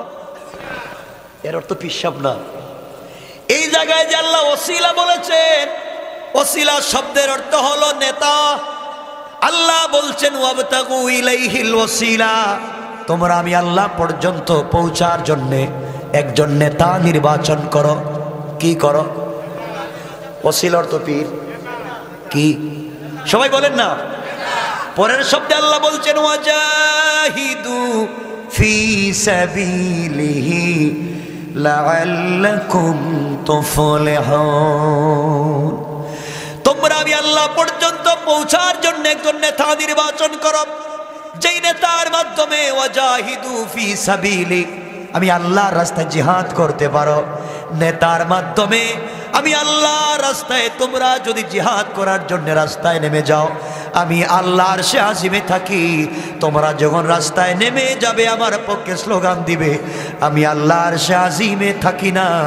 মিন হাবলিল ওয়ারিদ, গোলাম আমি আল্লাহ তোর গলার রগের চাইতে আরো কাছে আমি পৌঁছে যাই। কোন সুবহানাল্লাহ। আমার মুসলমান বন্ধুগণ, কবির মনোযোগ, আমি যে আয়াত পড়েছি শুনেন। এই সমাজে কিছু লোক আছে, গ্রামের ভিতরে তার টাকা আছে, বড় বিজনেস আছে, সন্তানগুলো আমেরিকা থাকে, কানাডা থাকে, টাকার গরমে অহংকার করে, টাকার গরমে পাবলিককে অহংকার করে, ভাব দেখায় আমাকে চিনেননি। আল্লাহ বলেছেন আল্লাহর গোলাম যারা হবে, আল্লাহর গোলামের এক নাম্বার গুণ আমার আল্লাহ বলেন ওয়াইবাদুর রহমানিল্লাযীনা ইয়ামশুনা আলাল আরদি হাওনা।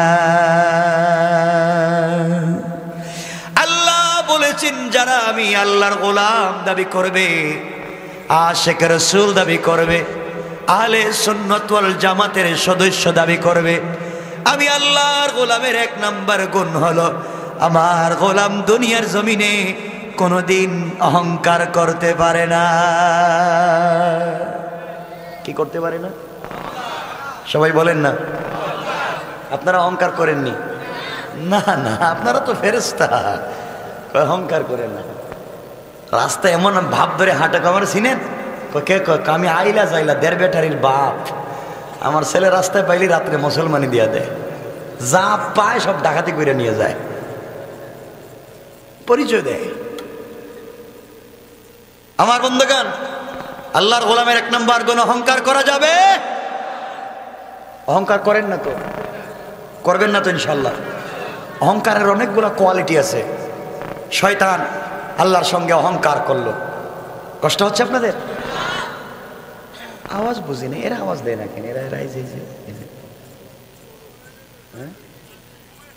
ঘুমে আমার মনে হইতেছে এরা কি আপনাদের এলাকার জিনা কয়? এরা কি কক্সেস বাজার থেকে কিছু রোহিঙ্গা আইছে নাকি? নোয়াখালীতে জায়গা। আল্লাহর গোলামের 1 নম্বর গুণ অহংকার করা যাবে। আপনি বড় হুজুর দেখবেন, এলাকায় কেউ যদি মোটামুটি একটু বড় হুজুর হয়ে যায়, একটু বড় হুজুর, অহংকারের ঠেলায় পাবলিকরে আর সালাম দেয় না। এটা মিথ্যা কথা কইছি। বড় হুজুর আমি সালাম দিব, আমি বড় হুজুর। আল্লাহকে বাটপার, তুমি বড় হুজুর হয়েছো। রসুলের আগে জিন্দেগিতে কেউ সালাম দিতে পারলো না, রসুল থেকে তো বড় কেউ না। হযরত আবু বকর বলেন, জিন্দেগিতে কত চেষ্টা করেছি নবীকে সালাম দেওয়ার, কিন্তু নবীজির আগে সালাম দিতে পারি নাই। নবীজি কেমন ছিলেন, ভাব ধরে সালাম দেয় না।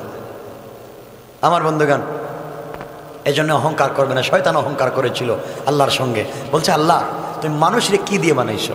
মাটি দিয়ে। খালি মাটি? আল্লাহ বলছেন না, খালি মাটি কেন? পচা মাটি।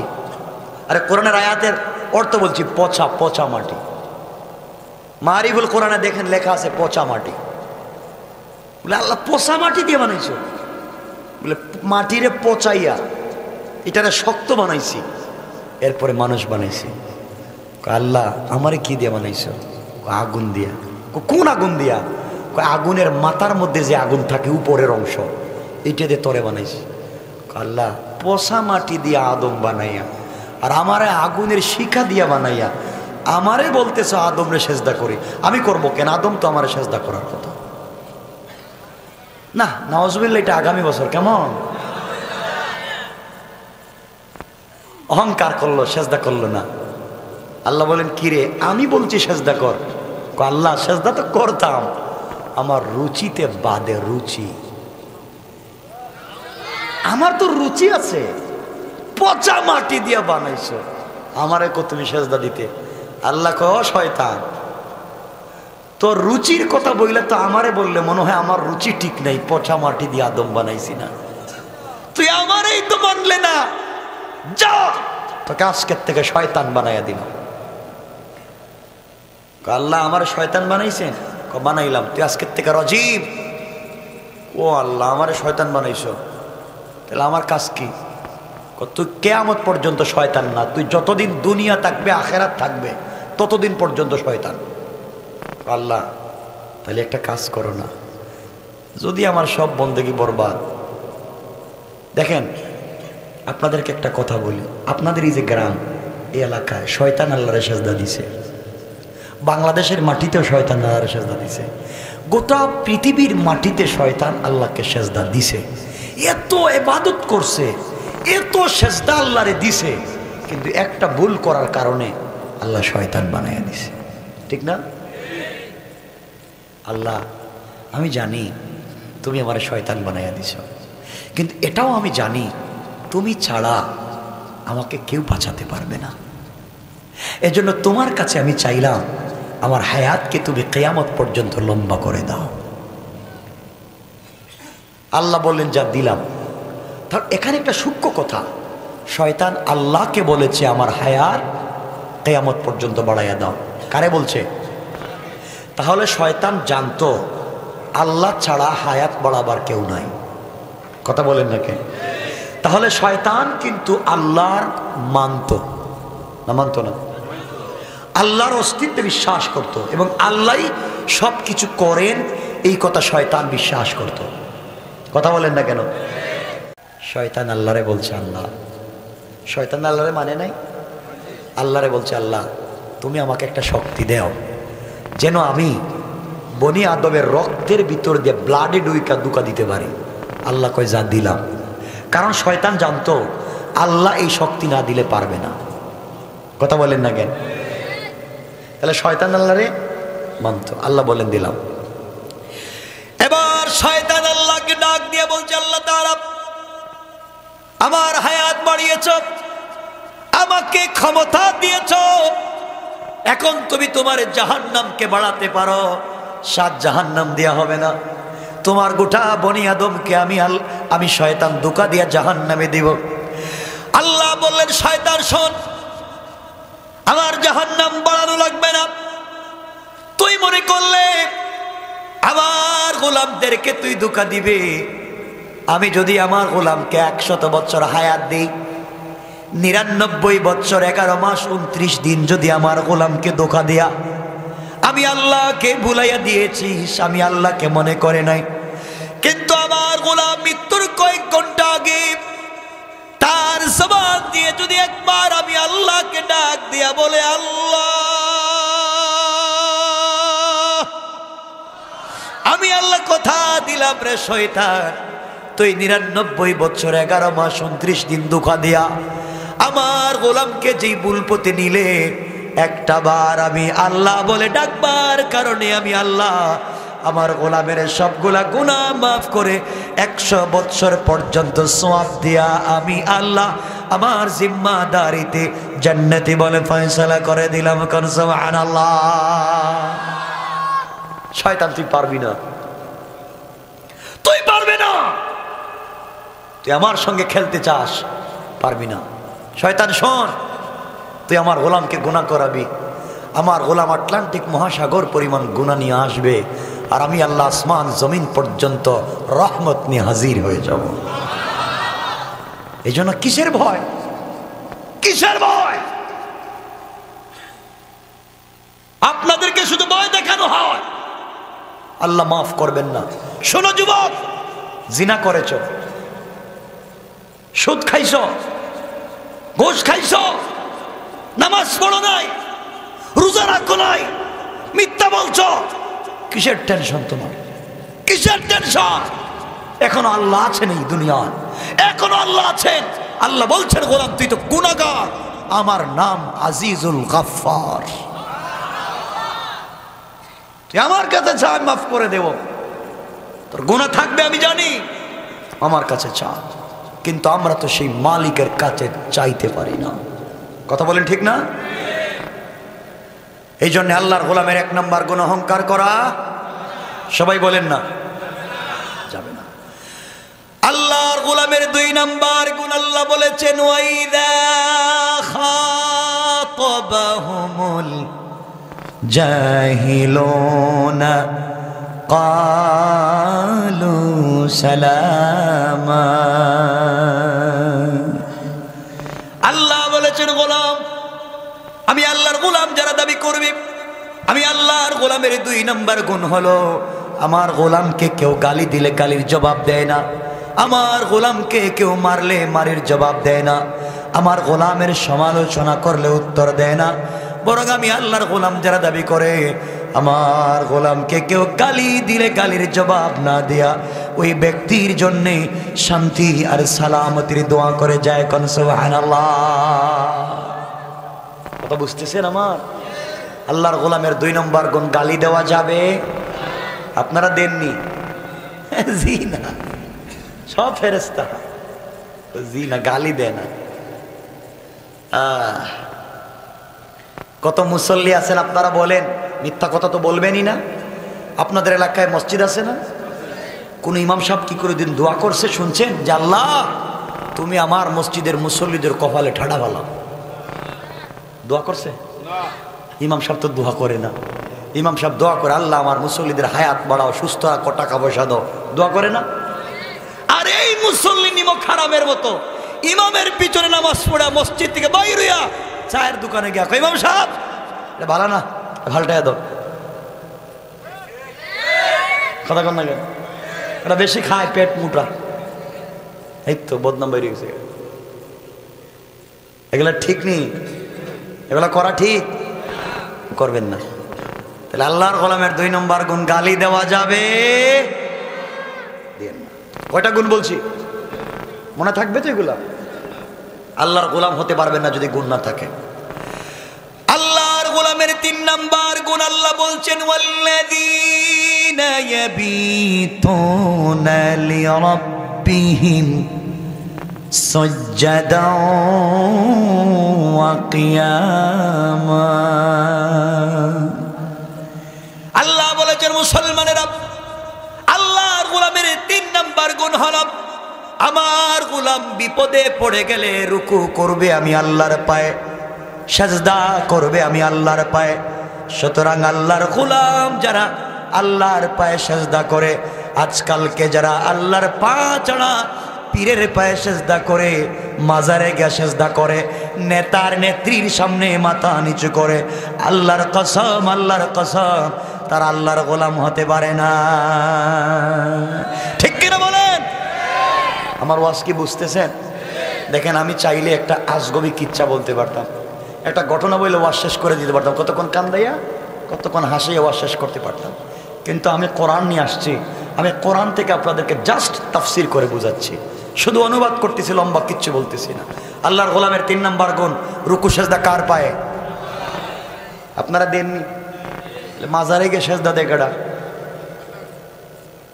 এলাকার কত লোক আছে, হুজুর আমার ছেলে হয় না, মেয়ে হয় না, 10 বছর থেকে বিয়া করছি, আগামীকালকে যাইতেছি বউরে নিয়ে। কই যাইতেছস? কই শাহজালালের মাজারে। শাহজালালের মাজারে কে? আব্বা আমার একটা বাচ্চা দাও। বাপকে আমি বিয়াও করছি না। শাহজালাল বিয়া করছে?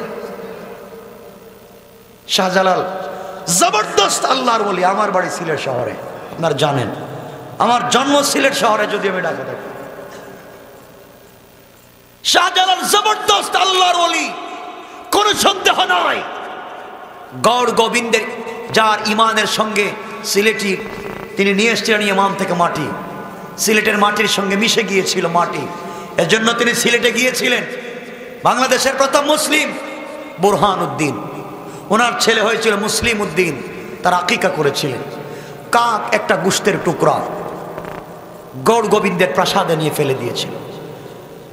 এই অপরাধে 7 দিন হয়েছে বাচ্চার বয়স। এই গৌর গোবিন্দ এই মুসলিম উদ্দিনের গলা কেটে দিল,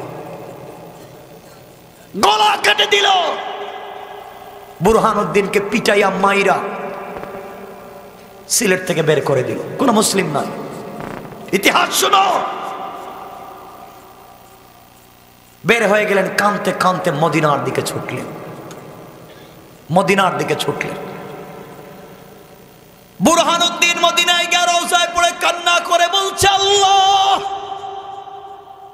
একটা মাত্র আমার বাচ্চা, তাও জবাই করে দিয়েছে, বাংলাদেশে কি দিন প্রচার হবে না? আয় আল্লাহ, আমার দোষ কি, আমার অপরাধ কি? কাঁদলেন, মক্কায় গেলেন, কাঁদলেন। আল্লাহ রব্বুল ইজ্জত ওয়াল জালাল এদিকে ইয়েমেনে ঘোষণা করে দিলেন। আপনারা জানেন ইতিহাস, ইতিহাস বলবো না। এক পর্যায়ে মামা শাহজালাল মুজাররিদ ইয়ামানিকে বললেন, মাটি হাতে নাও, এই মাটি হাতে নাও, যেই দেশের মাটির সঙ্গে মাটিটা মিলে যাবে ওখানেই তুমি থাকবা, ওখানেই দিন প্রচার করবা। তোমাকে আমি তাসবিহ দিলাম, জায়নামাজ দিলাম। কোথাও যদি নদী পাও, নৌকা থাকবে না, জায়নামাজ বিছাইয়া দিবা। আল্লাহ রব্বুল ইজ্জতুল জালাল নামাজের জায়গা জায়নামাজটাকে নৌকা বানাইয়া দিবে। শাহজালালকে বলছেন, জায়নামাজও দিছি, একটা লাঠিও নাও, একটা তরবারিও নাও। এই জন্য সকল মুসলমানদের সাথে তরবারি থাকা সুন্নত।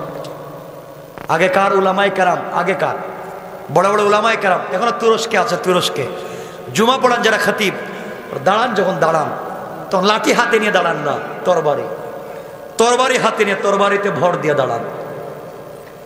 সকল সাহাবায়ে কেরাম জুমা পড়াতেন তরবারি হাতে নিয়ে। তোমরা সুন্নতকে ভুলে গিয়েছি আমরা। আজকে খানকায় বসে আছি কোরআন নিয়া, আর জমিনের দিন নাই। শাহজালাল আসলেন, গেলেন তো সিলেটে সুরমা নদী, এখন তো আর নদী নাই, এখন তো নদী নাই, কিচ্ছু নাই সিলেটে। সুরমা নদী পার হবেন, ওপারে গৌর গোবিন্দ যখন জানলো শাহজালাল এসেছেন, পাথর দিয়ে, বড় বড় পাথর দিয়ে ব্যারিকেড দিয়েছে, শহরে ঢুকতে পারবেন না। শাহজালালের ভিতরে ঈমান কার, বিশ্বাস কার? গিয়েছেন। শাহজালাল মুজাররিদি আহমদের সঙ্গে 360 জন, এরা আউলিয়া তো ছিলেন না, তার সঙ্গী সাথী রাস্তায় জায়গায় জায়গায় পাইছেন, হুজুর আমারে সাথে নিয়ে যান। আপনি কই যাইবেন? যাই তো সামনে, আমারে সাথে নিয়ে যান।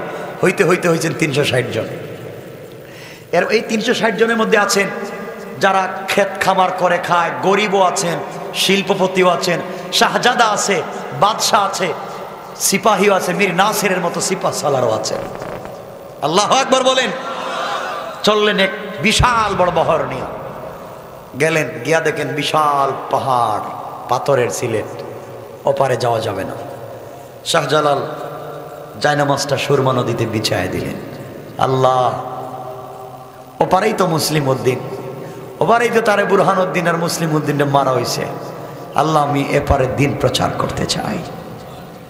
বলছেন জায়নামাজ নদীতে বিছায়া দিয়েছেন, জায়নামাজ হয়ে গেছে নৌকা। আল্লাহু আকবার বললেন না? তার নাম তো ঈমান। বিশ্বাস হয় না আপনাদের? সাহাবায়ে কেরামের জিন্দেগিতে তেমন ঘটেছে।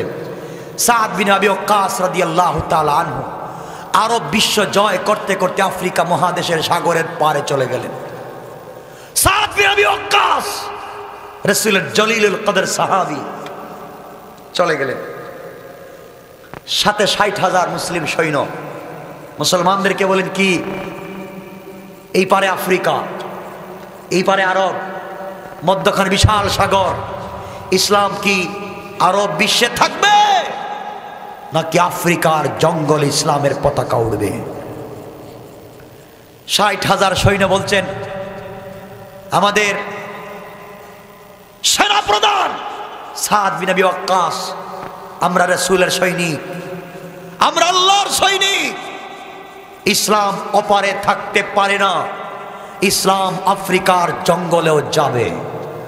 আল্লাহু আকবার বললেন। কেমনে যাইবা? বিশাল নদী, 60,000 সৈন্য।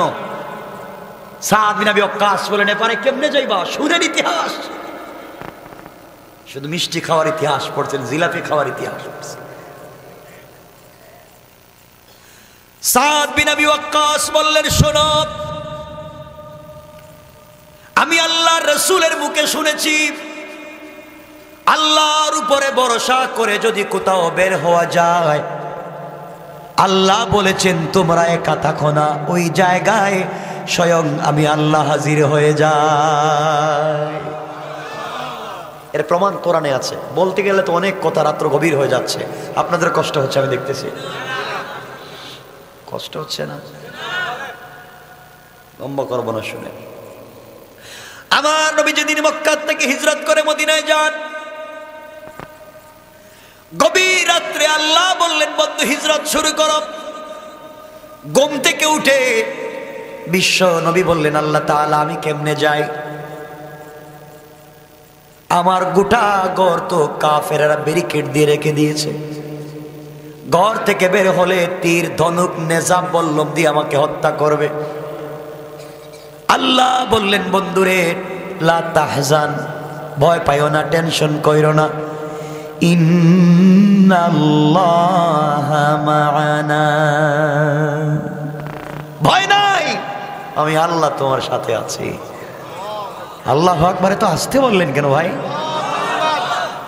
তোমাদেরকে সত্য ইতিহাসগুলো শোনাচ্ছি, শোনো। নবীজি বলেন, আল্লাহ আমি জানি তুমি আছো, কিন্তু আমার ভয় এরপরেও হয়, ঘর থেকে বের হলে কাফেররা আমাকে মারবে। আল্লাহ বললেন, বন্ধু আমার, বন্ধুর পরিচয় বিপদে, তোমাকে বিপদে ফেলে দিয়ে আমি আল্লাহ যাব না, ঘর থেকে বের তোমাকে করে আমি আরশে আজিমে থাকবো না, তুমি যখন হাঁটবে আমি আল্লাহ তোমার সামনে থাকবো। কোন সুবহানাল্লাহ। আল্লাহর পরও বুঝি না, আমি ঘর থেকে বের হলে কাফেররা আমাকে মারবে। আল্লাহ বলছেন বন্ধু তাহলে একটা কাজ করো, হাতের মধ্যে কিছু পাথর নো, পাথর বালি নেও।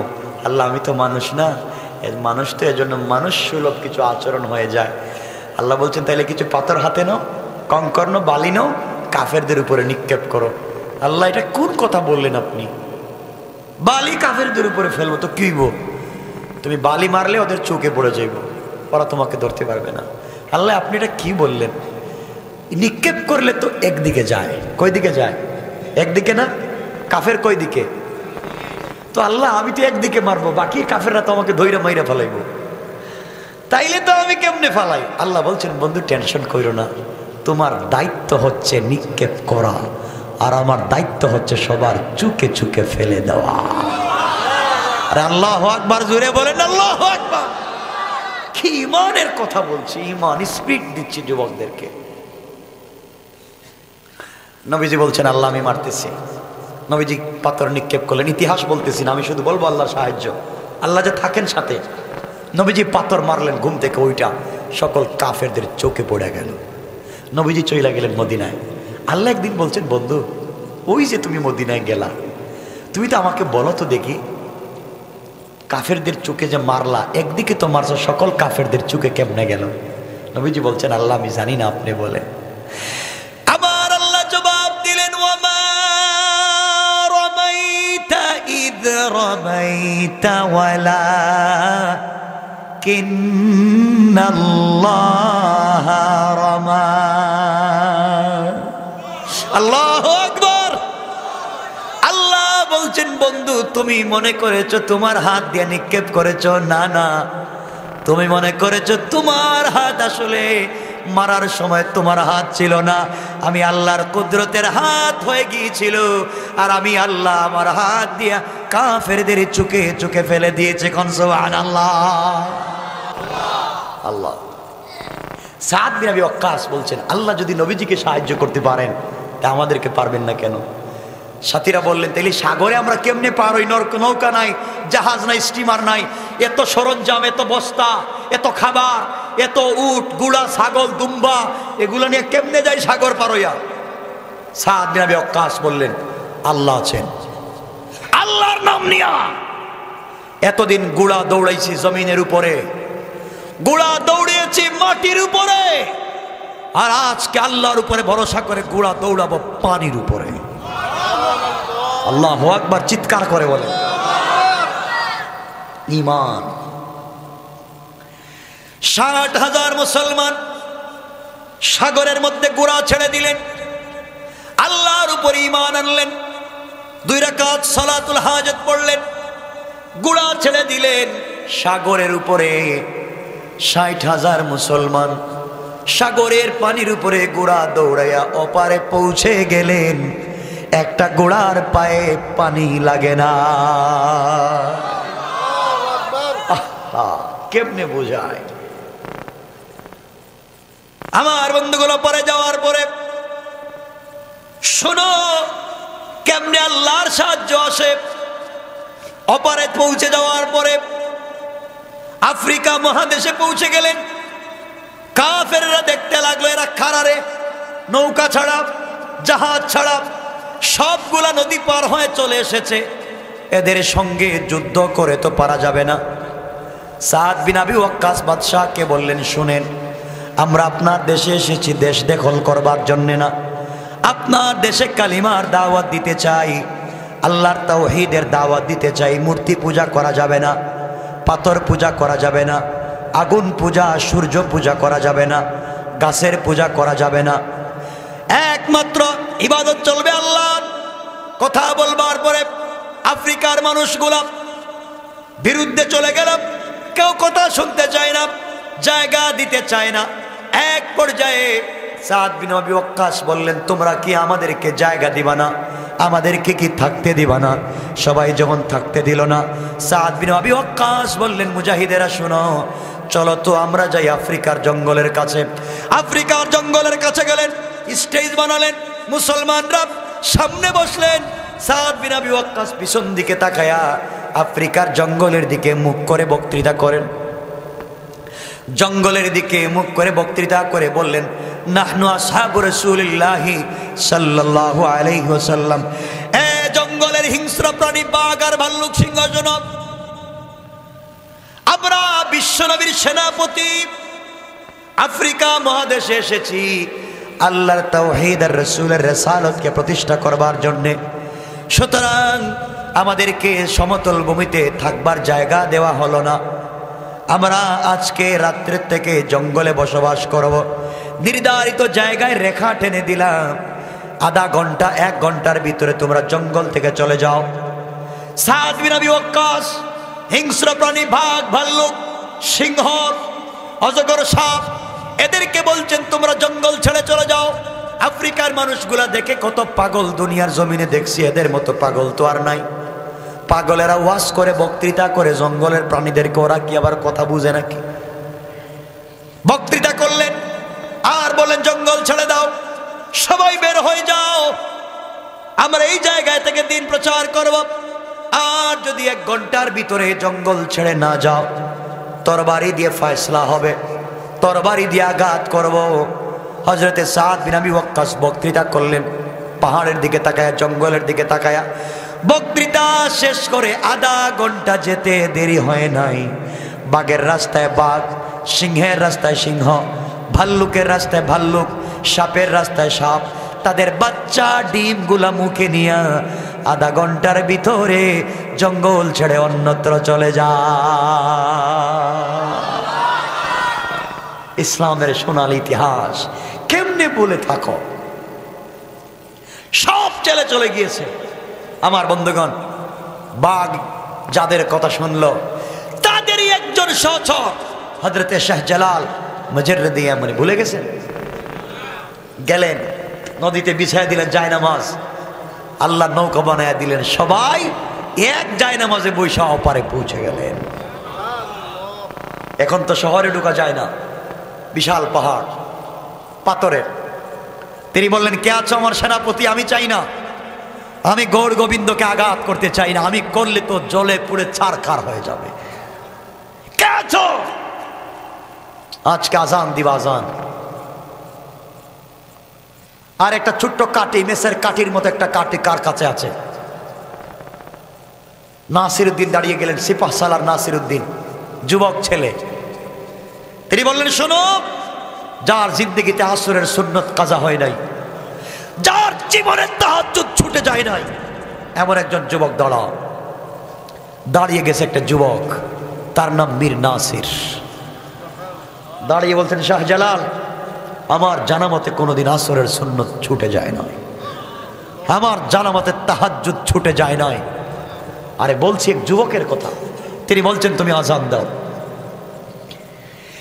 মীর নাসির আজান টান দিলেন, হাইয়া আলাস সালাহ আর হাইয়া আলাল ফালাহ বলতে দেরি হয়েছে, ঠাস ঠাস করে গৌর গোবিন্দের প্রাসাদ ভেঙে চুরে চুরমার হয়ে গেছে। আল্লাহু আকবার বলেন। কেমনে বুঝাই? যুদ্ধ করতে হয় নাই, মারামারি করতে হয় নাই, ভেঙে চুরে চুরমার। তাদের ভিতরে ছিল ঈমান, তাদের ভিতরে ছিল দ্বীন। আজকে স্পিরিট আর ঈমান আমাদের ভিতরে নাই। কথা বলেন, এমন ঈমানের দরকার আছে না নাই? আচ্ছা, বলতেছিলাম এই জন্য আল্লাহর গোলামের 3 নাম্বার গুণ, রুকু সেজদা কার পায়ে চলবে? কোনো মাজারে দেওয়া যাবে না, কোনো পীরকে সেজদা করা যাবে? বিশ্বাস হয়? কয়টা বলছি? 1 নাম্বার অহংকার করা, 2 নাম্বার গালি দেওয়া, 3 নাম্বার রুকু সেজদা কার পায়ে? কোরআন থেকে বলছি ভাই। 4 নাম্বার গুণ আমার আল্লাহ বলছেন, ওয়াল্লাযীনা ইয়াকুলুনা রাব্বানা সরিফ আন্না আযাব জাহান্নাম ইন্না আযাবাহা কানা গরামা। আল্লাহু আকবার। আল্লাহ বলছেন, আমি আল্লাহর গোলামের 4 নাম্বার গুণ হলো, আমার গোলামের সাকারাত শুরু হয়ে যাওয়ার আগে, গারগারা শুরু হয়ে যাওয়ার আগে, কবরে চলে যাওয়ার আগে, মালাকুল মউত আজরাইল চলে আসার আগে আমার গোলাম গোটা জিন্দগির গুনার জন্যে আমি আল্লাহর দরবারে হাত উঠে যদি তওবা করে, গোলাম কথা দিলাম তওবা করতে দেরি হবে, আমি আল্লাহ মাফ করে দিতে দেরি হবে না। কোন সুবহানাল্লাহ। কষ্ট হচ্ছে আপনাদের? আমি আর লম্বা করতেছি না, মোটামুটি 1.5 ঘন্টা হয়ে যাচ্ছে, লম্বা করব না। 1 নাম্বার গুণ অহংকার করা। সবাই বলেন না, অহংকার করা যাবে? 2 নাম্বার গালি দেওয়া যাবে? 3 নাম্বার রুকু সিজদা কার পায়ে? 4 নাম্বার তওবা করব কার কাছে? এই 4টা কথা কোরআনে কারীম 19 নম্বর পারা 25 নম্বর সূরা আল ফুরকান আয়াত নম্বর 63, 64, 65 মনে থাকবে। এটা হচ্ছে আমার আলোচ্য আয়াত। একটা হাদিস পড়েছিলাম, এই হাদিসে রাসূল বলেছেন আরো 4 গুণ। কয় গুণ? বসেন, আমি আর কয়েক মিনিট কথা বলে রেখে দিচ্ছি। হাদিসে বিশ্বনবী আরো 4 গুণ বলেছেন ইয়া আইয়ুহান নাস, হে মানুষ। আল্লাহ কোরআনে 4 গুণ বলেছেন, আমি নবীজি হাদিসে আরো 4 গুণ বললাম। এই 8টা গুণ যদি অর্জন করতে পারো, ইন্তেকাল করতে দেরি হবে, আল্লাহর হাত ধরে জান্নাতে যেতে দেরি হবে না। কোন সুবহানাল্লাহ। 1 নম্বর হাদিসের গুণ হলো আফশুস সালাম। 1 নম্বর গুণ, আপসের মধ্যে সালাম বিনিময় করো। একজন আর একজনকে পাইলে সালাম দাও। কি দাও? শান্তির বাণী, শান্তি শোনায়া দাও। আপনারা সালাম দেননি? সত্য কথা কন, আপনারা সালাম দেন। আসসালামু আলাইকুম, আসসালামু আলাইকুম, ঠিক না? এভাবে সালাম দেয় নেতারা, দেখবেন সালাম করে আসসালামু আলাইকুম, উল্টে সালাম দেখবেন এভাবে। কি যে আরম্ভ হয়েছে, হাত উঠে সালাম দেয়। সালামে হাত উঠাইবেন কেন? সালাম বলবেন আসসালামু আলাইকুম ওয়া রাহমাতুল্লাহ, ঠিক না? যুবক আছে অনেকে মা বাপকে সালাম দেয় না, মা বাপকে সালাম দেয় না, কিন্তু শ্বশুর বাড়ি গিয়ে শাশুড়ির কে আসসালামু আলাইকুম, কেমন আছেন আম্মা জান? শাশুড়ি বলে আব্বা কেমন আছেন? আপনি আঙ্গুর খাইবেন না আপেল খাইবেন? কতক্ষণ ঠিক না? নিজের মাকে সালাম দিতে পারে না, নিজের বাপকে সালাম দিতে পারে না, শ্বশুর শাশুড়ি তার সব। কথা বলেন, আছে না নাই? আমার কথা কষ্ট হচ্ছেন আপনারা? আর জীবনে দাওয়াত দিয়ে না, আর জীবনে দাওয়াত দিয়ে না, শুনেন। তাহলে হাদিসের 1 নম্বর গুণ সালাম। 1 নম্বর। 2 নম্বর নবীজি বলেছেন ওয়া তুইমুত তুআম, যার ঘরে খাবার নাই তার ঘরে খাবার দাও। আর যার ঘরে খাবার নাই তার ঘরে আমরা খাবার দিতে পারি না, যার ঘরে খাবার আছে তার ঘরে আমরা খাবার দেই। একজন লোক মারা গেছে, মান্নত করছে, গরু একটা জবাই করছে, বিরিয়ানি করে এলাকার সবাইকে খাওয়ায়। ঘরের ভিতরে যারা খায় তারা চেয়ারম্যান, মেম্বার, এলাকার লিডার, এদের ঘরের ভিতরে খায়, আর গরিব লোকগুলা রাস্তায় মাইর করে মরে। ঠিক কিনা বলেন? ধনী যারা এরা ঘরে খায়, গরিবেরা খাবার পায় না। মান্নত খাওয়াচ্ছেন ধনীদেরকে না? আরে শোনেন, একবার গরু জবাই করার কথা ছিল, করতে পারলেন না। চেয়ারম্যান আসছে, মেম্বার আসছে, এমপি সাহেব আসছে, বললেন মা মারা গেছিল, গরু জবাই করে আপনাদের খানোর কথা ছিল, সময় পাই নাই, আপনারা 500 টাকা করে নেন, দোকানে গিয়ে হোটেলে গিয়ে খাইয়েন। কেউ কি 500 টাকা নিব? এমপি সাহেবের 500 টাকা দিলে নিব? মাইরও দিতে পারে। কেন? খাইতে পারেন তো টাকা নিতে পারেন না কেন? খাইতে পারেন, টাকা নিতে পারেন না কেন? সব হারাম। গরিবের হক গরিবকে দিবেন, পারবেন তো ইনশাআল্লাহ? 1 নম্বর নবীজি বলেছেন আফশুস সালাম, সালাম দাও। 2 নম্বর ওয়া তুইমুত তুআম। 3 নম্বর নবীজি বলেছেন ওয়াসিলুল আরহাম, আত্মীয়তার বন্ধনকে ঠিক রাখো। আজকালকে আত্মীয়তার বন্ধন আসেনি, নাই। বিয়ের আগে দেখবেন অনেক ছেলে আছে বিদেশে থাকে, ঢাকা শহরে থাকে, চট্টগ্রামে থাকে, এলাকার অনেক ছেলে আছে, মায়ের খবর নেই, বাবার খবর নেই, বাবা কেমন আছেন, মা আপনি কেমন আছেন, সবার খবর নেই, ভাই বোনের খবর নেই। কিন্তু এই যুবক ছেলেটা যেই দিন বিয়ে করে, বিয়ের পরের দিন থেকে তার লাইফে তার বউ, তার শালি, তার শালা, তার শ্বশুর শাশুড়ি ছাড়া তার চৌকে আর কিছুই দেখে না। আছে না নাই?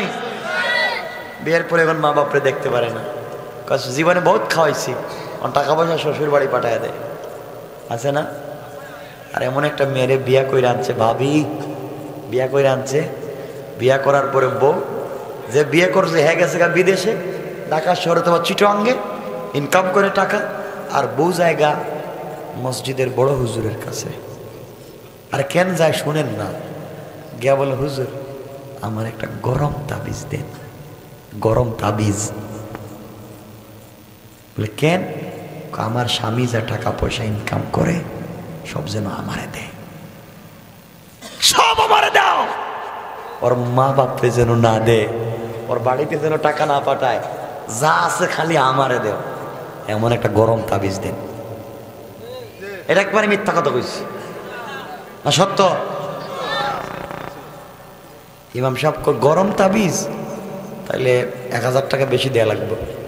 1000 বেশি দিলাম, গরম দেন না, দিতেছি। কেমন গরম? দিলে কাজ হয়ে যাব। কেমন গরম? 2টা তাবিজ বালিশের ভিতরে, 2টা কম্বলের ভিতরে, 2টা পালঙ্কের নিচে, 2টা চুলার মধ্যে লাগাইয়া জ্বালাইবেন তো এর কলিজার ভিতরে জ্বলবো, আর 2টা তাবিজ ভিজাইয়া পানি খাওয়াইবেন। মিথ্যা বলতেছি? আর আরো 2টা তাবিজ দিবেন, যে তাবিজ লেখছে তার কপালে ঠাডা পড়বার জন্য। তোর তাবিজ লিখতে কইছে কেডা? কথা কন না কেন? তোর তাবিজ লিখতে কইছে কে? আজকে এমন তাবিজ দে বাবা ছেলে ঝগড়া লেগে যায়, পরিবারে ভাই ভাই মিল নাই তাবিজ দিয়া, আছে না নাই? আরেক বেচারা তার মেয়েরে বিয়া দিতে চায় না, মাও রাজি না, বাবাও রাজি না, মেয়েও রাজি না। যুবক গেছে গে ইমাম সাহেবের কাছে, 500 টাকা বেশি, 5000 টাকা বেশি দিব, যে আমার গার্লফ্রেন্ড বিয়েতে রাজি না, একটা তাবিজ দিন, ওর মা শুদ্ধ যেন চললায়। মিথ্যা বলতেছি?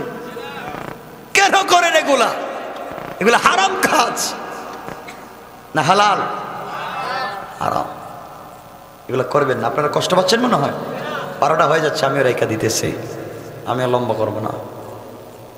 তাইলে আত্মীয়তার বন্ধন ঠিক রাখবেন। আত্মীয়তার বন্ধন কেমনে ঠিক রাখবেন? বাবা তার ছেলেকে সম্পত্তি দেয়, মেয়েকে দেয় না, আছে না এলাকায়? ছেলেকে দেয়, মেয়েরে দেয় না। অনেক ভাই আছেন বোনের সম্পত্তি দেয় না, আছে না নাই? কেন বোনের সম্পত্তি দেন না কেন? বোনের সম্পত্তি দেন না কেন? এলাকায় খবর নিয়ে দেখেন কত বোন সম্পত্তি পায় না, বাবার সম্পদ পায় না। তুমি যেমন বাবার ছেলে, সে তো তার বাবার মেয়ে, সম্পত্তি দেও না কেন? এজন্য সম্পত্তি বুঝাইয়া দিবেন হাজী সাহেব, এলে খবর, কবরে গেলে খবর আছে, পারবেন না ইনশাল্লাহ? আজকালকে ভাই আছে, বাবা আছে, বোনের সম্পদ দেয় না, মেয়ের সম্পদ দেয় না। এই বাপও জাহান্নামী, এই মাও জাহান্নামী, এই ভাইও জাহান্নামী। ঠিক কিনা বলেন? 3 নম্বর, আত্মীয়তার বন্ধন ঠিক রাখবেন। 4 নম্বর, নবীজি বলেছেন সাল্লু ফিল লাইলি ওয়ান নাসু নিয়াম।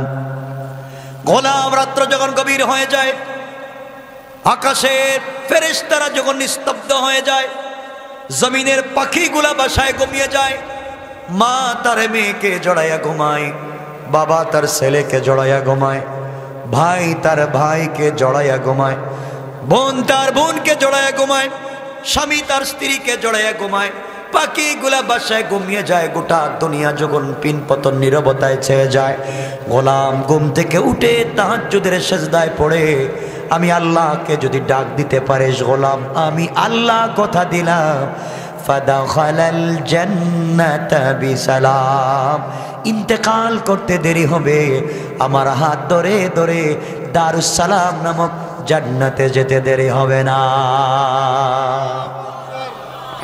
দারুস সালাম কোন জান্নাতের নাম? লম্বা ইতিহাস বলবো না। দারুস সালাম তো ওই জান্নাতের নাম যেই জান্নাতে জান্নাতীরা বসে থাকবে। ও যুবকেরা, ও মুরব্বী বাবারা, দারুস সালাম ওই জান্নাতের নাম যেই জান্নাতে আপনারা বসে থাকবেন চেয়ারে, প্লাস্টিকের চেয়ার না, কাঠের কোনো চেয়ার না, এটা হবে হীরা জবরদস্ত ইয়াকুত পাথর দিয়ে তৈরি করা, জমিন থেকে আকাশ পর্যন্ত উঁচা এক একটা চেয়ার, তুমি আমি বসে থাকবো আর আমার আল্লাহ দাঁড়ায়া দাঁড়ায়া তার বসা জান্নাতি গোলামদেরকে সালাম দিবেন কোন সুবহানাল্লাহ। কেমনে বুঝায় আমি? আল্লাহ কোরআনে কারিমে বলছেন তাহিয়াতুহুম ইয়াওমা ইয়ালকাউনাহু সালাম। গোলাম যখন তুই জান্নাতে আসবে তুই থাকবে বসা আর আমি আল্লাহ রাব্বুল ইজ্জত ওয়াল জালাল দাঁড়ায়া দাঁড়ায়া তোমাকে সালাম করার ওয়াদা দিলাম কোন সুবহানাল্লাহ। আল্লাহু আকবার।